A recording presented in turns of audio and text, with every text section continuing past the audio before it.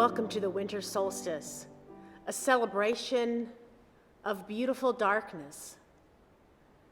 We begin with these words from the poet Wendell Berry. To know the dark. To go in the dark with a light is to know the light. To know the dark, go dark. Go without sight, and find that the dark, too, blooms and sings, and is traveled by dark feet and dark wings. In the bleak and cold winter, we gather ourselves in to light the fire to warm our spirits, to kindle the flame of love and hope.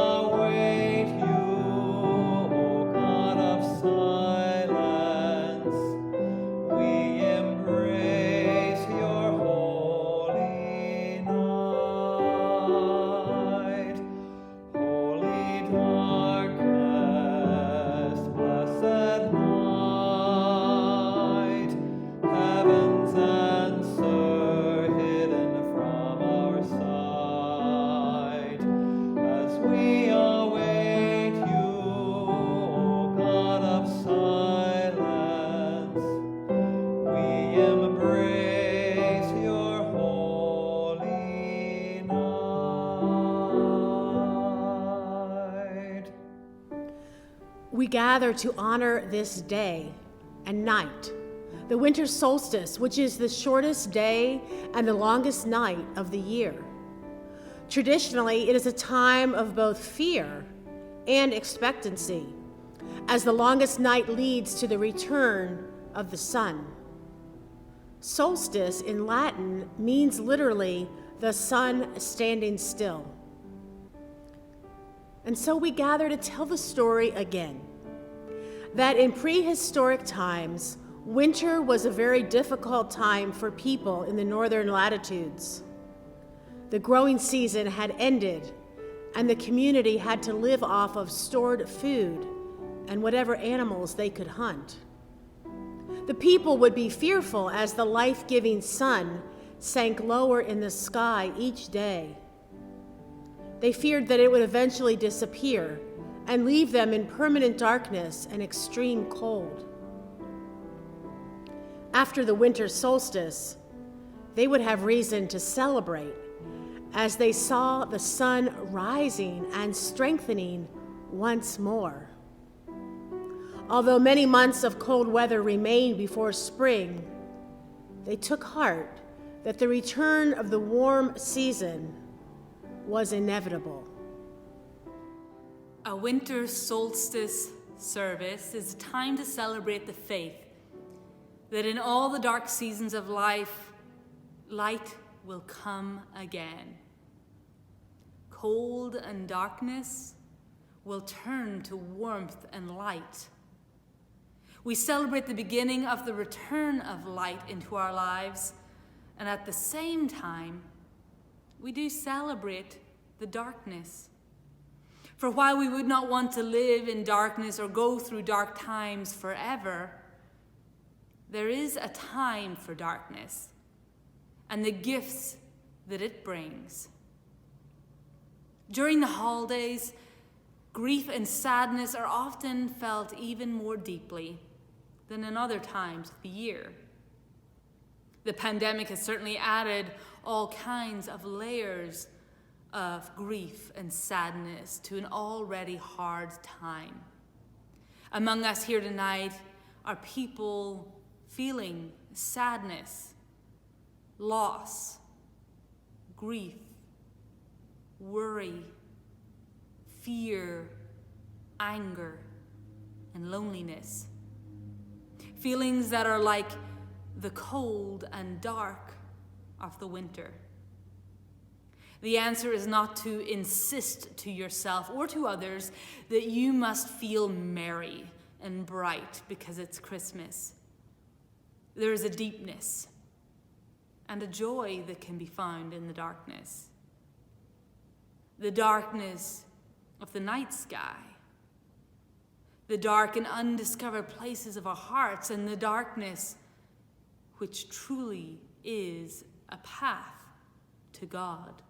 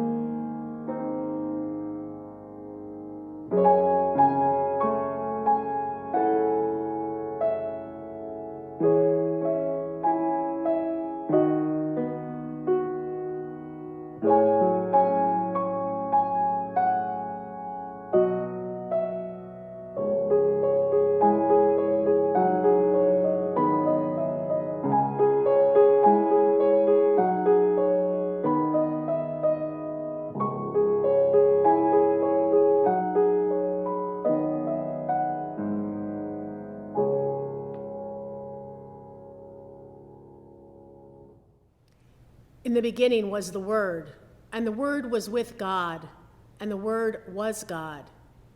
He was in the beginning with God. All things came into being through him, and without him, not one thing came into being.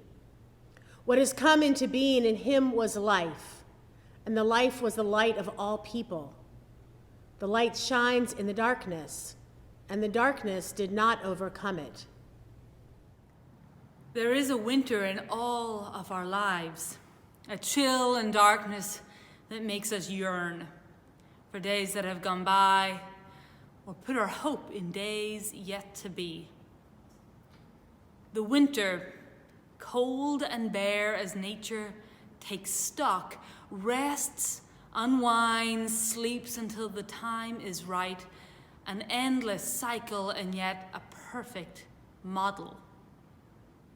We need a winter in our lives, a time of rest, a time to stand still, a time to reacquaint ourselves with the faith in which we live.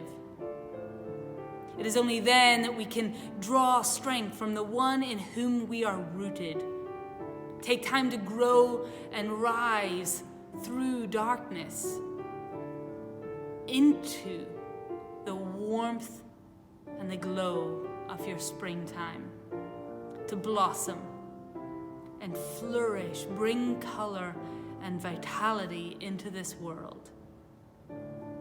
Thank you, God, for all the seasons of our lives.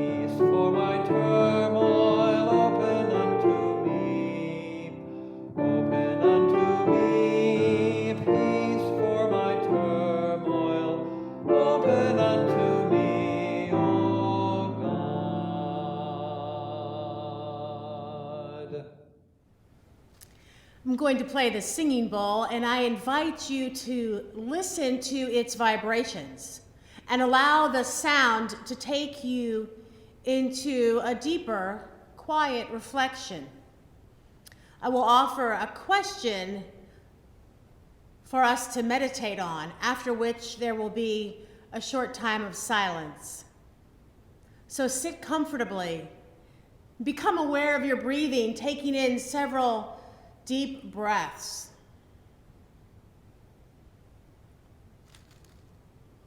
And enter into this time of sound.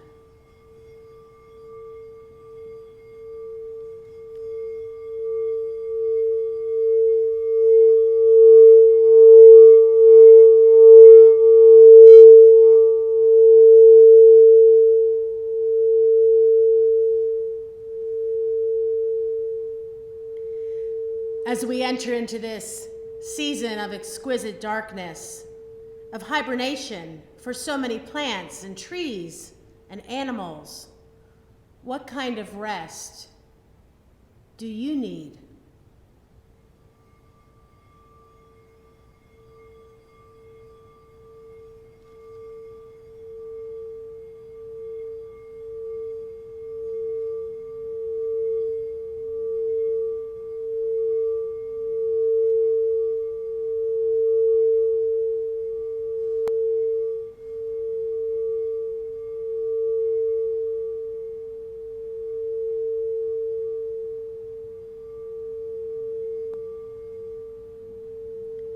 In wintertime, we can see further and deeper into the woods because of all the leaves that have dropped. What part of your life do you need to take a deeper look at as well?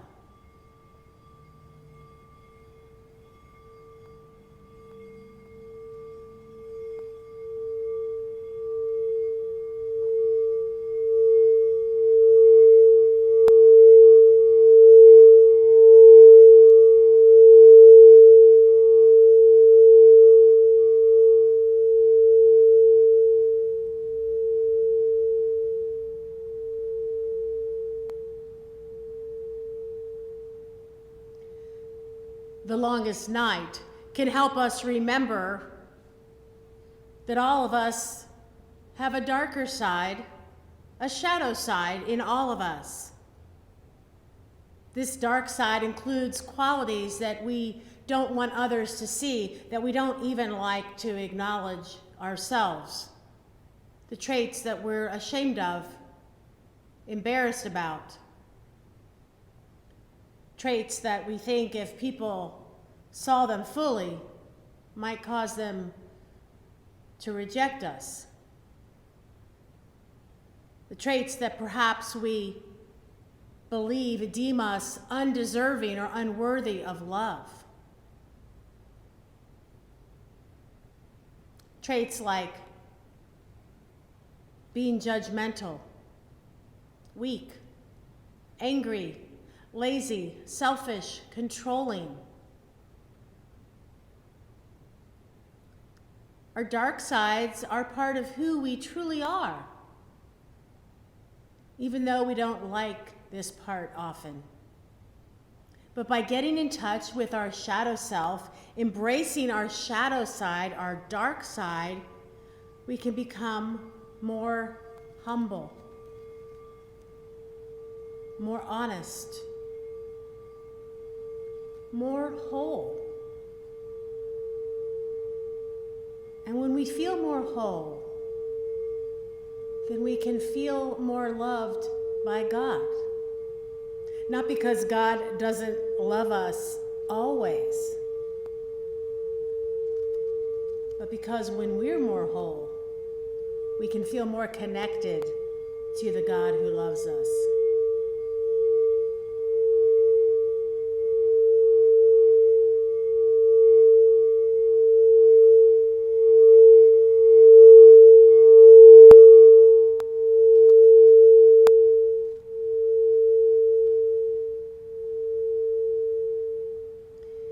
In the dark of winter, what darkness within yourself do you need to uncover and acknowledge?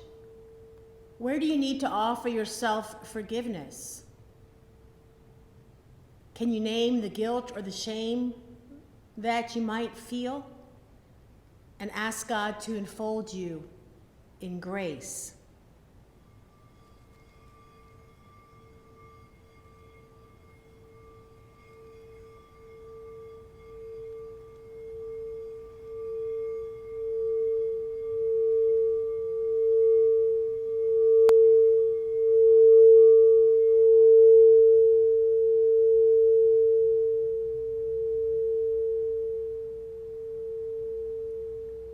May you believe that God does indeed enfold you and hold you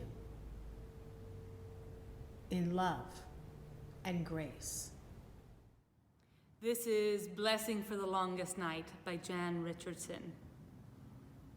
All throughout these months, as the shadows lengthen, this blessing has been gathering itself, making ready, preparing for this night. It is practice walking in the dark, traveling with his eyes closed, feeling its way by memory, by touch, by the pool of the moon, even as it wanes. So believe me when I tell you, this blessing will reach you. Even if you have not light enough to read it, it will find you. Even though you cannot see it coming, you will know the moment of its arriving by your release of the breath that you have held so long, a loosening of the clenching in your hands, of the clutch around your heart, a thinning of the darkness that had drawn itself around you. This blessing does not mean to take the night away, but it knows its hidden roads, knows the resting spots along the path, knows what it means to travel in the company of a friend. So when this blessing comes, take its hand, get up, set out on the road you cannot see. This is the night when you can trust that any direction you go, you will be walking towards the dawn.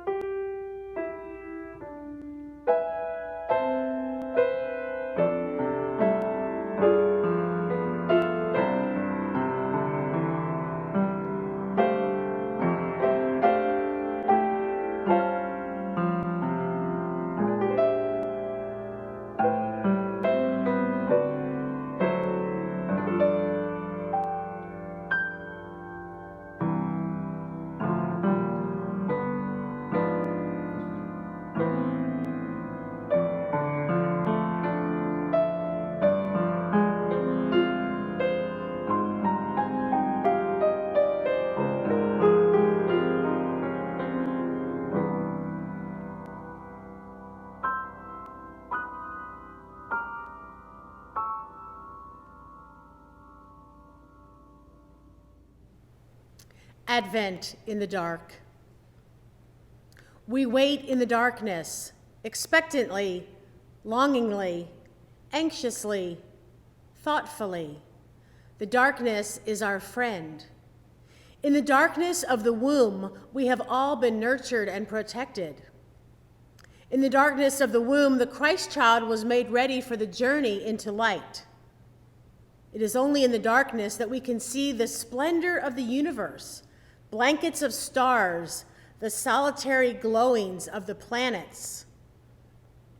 It was the darkness that allowed the Magi to find the star that guided them to where the Christ child lay.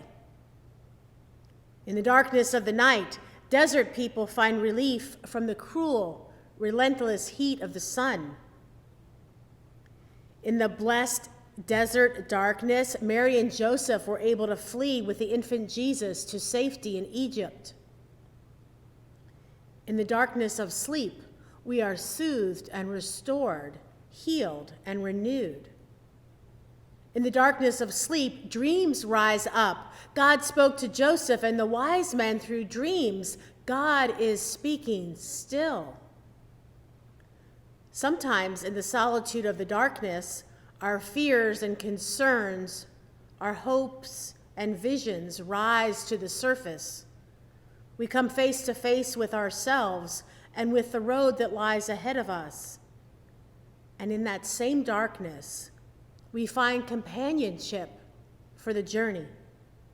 In that same darkness, we sometimes allow ourselves to wonder and worry whether the human race is going to survive. And then, in the darkness, we know that you are with us, O God, yet still we await your coming. In the darkness that contains both our hopelessness and our hope, we watch for a sign of God's hope. For you are with us, O God, in darkness and in light. I invite you to light a candle in your home, or perhaps more than one. Perhaps you want to choose a special place to put the candle, and maybe you'll want to light it other nights as a prayer practice for the nighttime, to remind you of the holiness that can be found in the dark. Or perhaps you want to choose one of the candles that are lit here in this sanctuary, in this holy space. And maybe you'd like to gaze at one of these candles and make it your own. The candle that you light or that you gaze at tonight could be for a number of things. You might light a candle or gaze at a candle to remember a person that you miss because of death, divorce, separation of miles, end of a friendship, or because you've been keeping safe from the virus and haven't been with.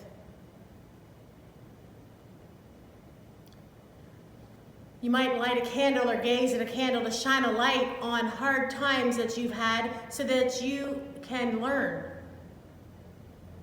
forgive others and yourself, and set them free. You might light a candle or gaze at a candle to pray for strength and healing for yourself or for another who is struggling in some way. To celebrate a memory or a hope. To acknowledge a loss that you feel in your life. To pray for the light that shines within you. A prayer that you might be more connected to God and to all that is sacred in your life. You might light a candle or gaze at a flame to pray for help in seeing the goodness and light more often in others.